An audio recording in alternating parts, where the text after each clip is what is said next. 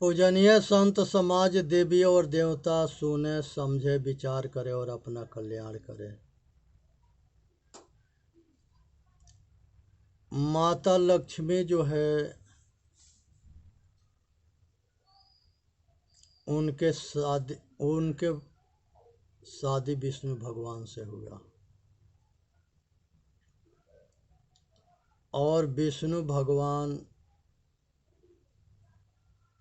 पालन करता है और ये 24 अवतार लेकर के इस भारत रूपी भूमि पर पृथ्वी के समाज के सभी मानव जाति के कल्याण के लिए 24 अवतार धारण किए। 23 अवतार हो गया है, वो होने वाला है, और सत्य और धर्म और न्याय के रक्षा किए। और विष्णु भगवान के भगवान शंकर जी काशी में आत्मज्ञान भी दिए थे और इनके सुदर्शन चक्र भी दिए थे और इनके बहुत शक्तिशाली बनाए थे। इसी तरह से ब्रह्मा जी भी आप विष्णु जी दोनों के जो है मार्गदर्शन भगवान शिव जी दिए थे और उनके बताए हुए कार्य के ये करना ये लोग शुरू किए। ब्रह्मा जी सृष्टि के काम उनको दिया गया, इनको पालन के काम दिया गया कि समाज के वो सृष्टि के काम में ज्ञान दें, इनको जो है सभी के पालन पोषण के विषय में बताए। ये दोनों सतगुरु थे, ब्रह्मा भी, विष्णु भी और शंकर जी भी थे। ये तीनों सतगुरु अपने अपने हिसाब से ये मानव जाति के कल्याण के लिए काम करते रहे। ब्रह्मा जी के लड़का मारीच जी हुए, अब मारीच जी के पुत्र जो है कश्यप ऋषि हुए। कश्यप ऋषि के जो है 2 पत्नी हुए, दीति और अदिति। ये दोनों पत्नियां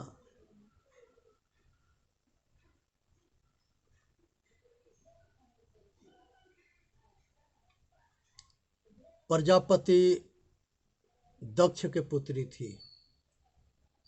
राजा दक्ष जो है बड़ा अहंकारी घमंडी राजा थे। उनको अपने संसार के प्रजापति के पद के बड़ा अहंकार था। उनकी बड़ी पुत्री दीति होती है और दीति भी बड़ी अहंकारी थी।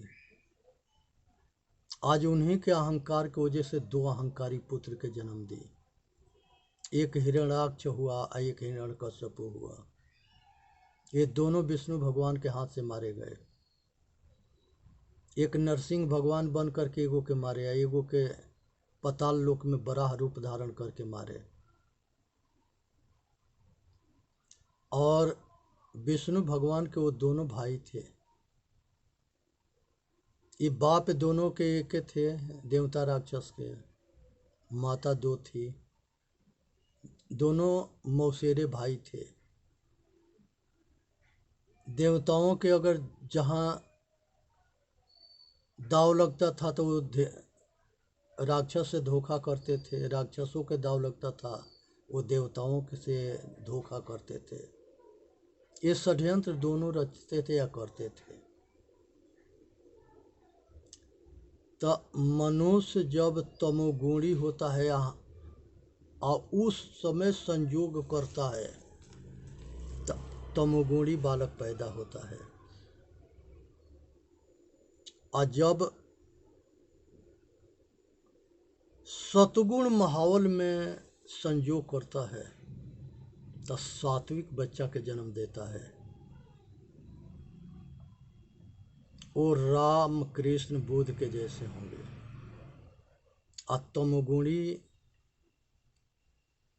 माहौल में संयोग करता है, क्रोध अहंकार, लड़ना भिड़ना, जबरन, तो वो राक्षस प्रवृत्ति के बालक पैदा होगा।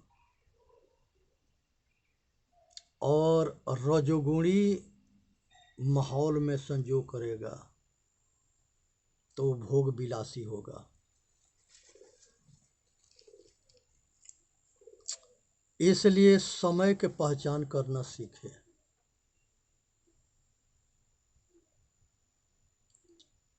और मनुष्य जो है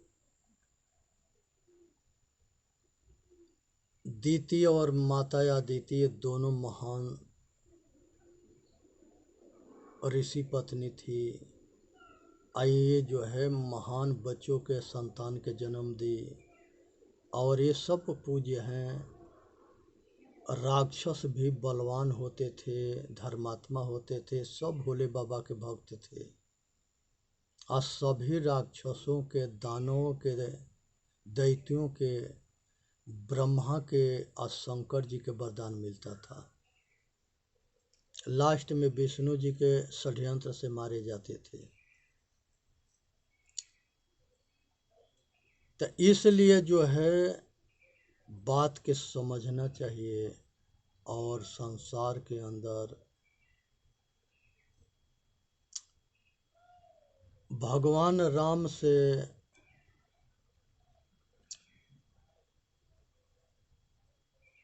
भगवान राम जी दशरथ जी के पुत्र थे पिता। माता जो है कौशल्या थी। और उनको सभी से बहुत प्रेम करते थे या उनसे भी सभी प्रेम करते थे। तो पिता दशरथ और माता कौशल्या ये बहुत भाग्यशाली पुरुष थे जिसके भगवान राम के जैसे पुत्र पैदा हुआ। आज भगवान राम के महानता की वजह से दशरथ और माता कौशल्या के इतिहास अमर है। और भगवान राम भी मर्यादित पुरुष थे।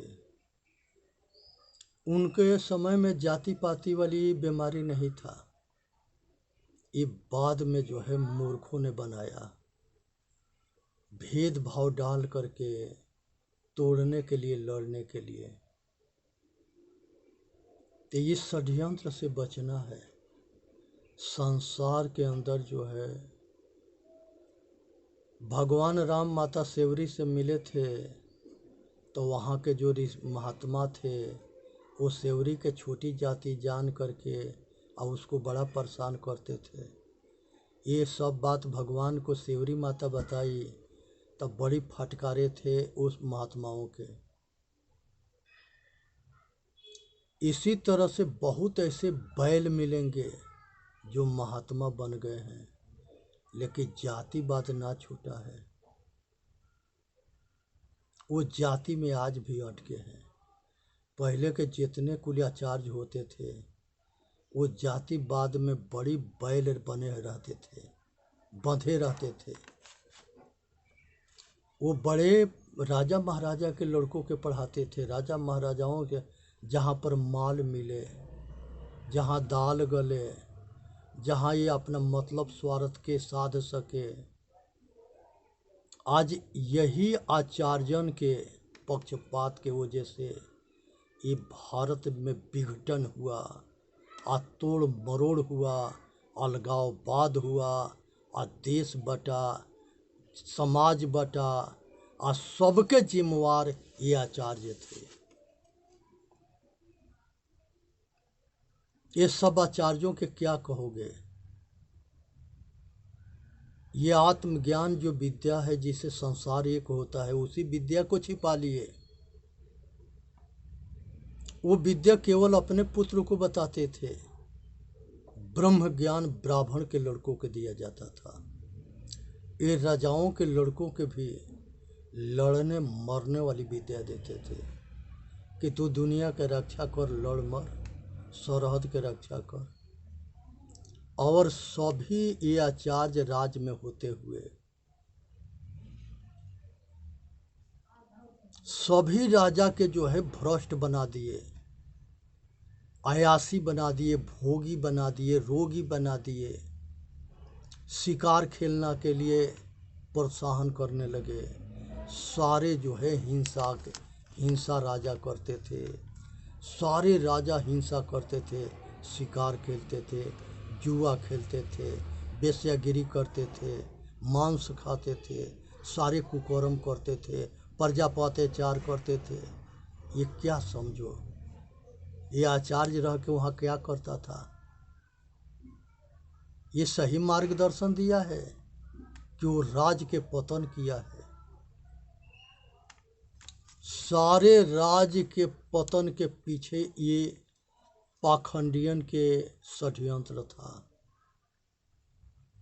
सभी राजा के पीछे ये पाखंडियन के षड्यंत्र के चाल था, जिसके पीछे वो राज और राजा दोनों बर्बाद हुए। ये पाखंड कोई नया ना है। एक पाटलिपुत्र मगध के राजधानी था, आज पटना कहा जाता है। उसमें एक धनानंद बड़ा अत्याचारी राजा हुआ, प्रजा पर बड़ा अत्याचार करता था। चंद्रगुप्त के भी पिता के मरवा दिया था और माता के संगे बड़ा दुर्दशा किया था। उसी तरह से जो है ये चाणक्य जो है, ये आचार्य चाणक्य जो है, ये अच्छा विद्वान हुए, अच्छा इनका सोच था, लेकिन उसको समझाने गए तो इनके संग भी बदतमीजी किया था। लाते मार दिया, ये गिर गए और इनको बड़ी बेइज्जत करके राज से निकलवा दिया। तबे जो है वो आचार्य चाणक्य जो है प्रतिज्ञा किए कि ये धनानंद के राज के हम जो है बर्बाद कर देंगे। और यही चंद्रगुप्त के और चाणक्य के दोनों के मिलने से धनानंद के राज के नाश हुआ और चंद्रगुप्त राजा बना। तो ताकत और बुद्धि, बल, बुद्धि और विद्या, ये तीनों मिल जाता है तो हर जगह सफल होता है। आज हमारे भारत के जितने राजा हुए, वो सारे राजा क्यों मारे जाते थे? पहले हमारा जो है मार खाने के कारण था कि हमारे आपस में मेल नहीं था। हम एक दूसरे से द्वेष और जलन के भावना रखते थे, मेल नहीं था। और दूसरी हमारे मार खाने के कारण था कि जिस तरह से मुगल जो है सेना और हथियार तैयार करके लड़ते थे, उस तरह से हमारी तैयारी नहीं थी। वो सबके लगे तोप और बंदूक उस समय में था, हमारे पास तलवार भांजते थे। और विचार करो, तोप के आगे तलवार क्या करेगा? तो ये हमारी कमजोरी थी, हमारे हारने के। ये तोप के बल पर अंग्रेज भी कामयाब हुए, मुगल भी कामयाब हुए। और हमारे राजा जो है ये अयासी हो गए, भोगी रोगी हो गए। ये जो है 10-20 गो लुगाई के आंचल में लिपटे रहते थे, आया अपने दुहाते रहते थे, उसको दूहते रहते थे। अशक्तिहीन हो करके, बुद्धहीन हो करके अपना पतन किए और देश के नाश कर डाले। आज जरूरत है कि जब गाय दूध देती है उसको गर्म करते हैं, दही जमाते हैं, फिर दही के आगे ऊपर के मोटी हिस्सा निछाट करके और उसको इकट्ठा करके उसके मथते हैं। जब उसको मथते हैं तो उसे घी बनता है, और घी जो है दूध के सार शक्ति होता है। उसी तरह से हम भोजन करते हैं, भोजन करते हैं तो उससे हमके जो है मजा बनता है। मजा के बाद रक्त बनता है और रक्त के बाद बीज बनता है, और वो बीज या रज पुरुष को लगे बीज होता है, औरत के रज होता है। और ये दोनों जो है शरीर के शक्ति होता है, ताकत होता है। आज यही रज बीज के छीड़ करने की वजह से बच्चे कार्टून के जैसे हो रहे हैं। अभी 20-25 बरस के लड़कों के देखें, कोई बूढ़ा अगर उसके हाथ पकड़ ले तो वो छोड़ा ना सके। तो इसका कारण क्या है? हस्त मैथुन, गुदा मैथुन, बुल्लू पिक्चर देखना, गलत चित्र देखना, ये सब चित्र देख करके पतन हो जाना, ये बीमारी हो जाना। कॉलेज में लड़कियों के रूप में पागल होना, उसके बात में पागल होना, उस पर दीवाना होना, और पढ़ाई लिखाई में मन कम लगता है, लुगाई में लड़कियों में ज़्यादा लगता है। आज ये ऐसे ही लड़के जो है नाकाम हो रहे हैं, बेकार हो रहे हैं, और लड़कियां जो है लड़कों की अपेक्षा कामयाब है, हर क्षेत्र में कामयाब है। इसलिए आज ज़रूरत है कि बेटा बेटी के संभालो। बाप महतारी संस्कारी होगा तब बेटा बेटी संस्कारी होगा, बाप महतारी संस्कारी ना होगा तब बेटा बेटी संस्कारी ना होगा। जो आदमी अगर अपने बेटा बेटी के संस्कार और शिक्षा दोनों में कामयाब कर देगा, उसके बुढ़ौती अच्छा कटेगा। जो आदमी अगर संस्कार देने में नाकाम हो गया, उसके बुढ़ौती दुखमय कटेगा। पहले हमारे पूर्वज में पुत्र पुत्री धन होते थे और उसको शिक्षा संस्कार अच्छा दिया जाता था तो वो संस्कारी होते थे। आज ऐसा नहीं है। आज तो जो है एक लड़का हो और वो कलेक्टर और डॉक्टर और मास्टर और वकील हो। अब जब वो कलेक्टर बन जाता है, वकील बन जाता है, नेता बन जाता है, तो उसके अपना पैसा के अहंकार होता है। और जब उसके अपने पैसा के अहंकार होता है तो वो बाप महतारी के बात ना मानता है, कुछ समझता ना है। अब हर आदमी कहते हैं कि हमारा लड़का हमारा बात ना मानता है। कहाँ से मान लेगा? तुम कभी अपने बच्चों के गुरुकुल में ना ले गया, कहीं गुरु के सत्संग में ना ले गया, कहीं गुरु के सानिध्य में ना ले गया, तो जब अच्छे जगह ना ले जाओगे तो खराब तो बनबे करेगा। संसार के अंदर जितने आत्मज्ञानी है, वो भूत प्रेत उसके बाल भी टेढ़ा ना कर सके। वो किसी देवी देवता के ना खोजता है, किसी भूत प्रेत जादू टोना में ना भटकता है, ना अटकता मरता है।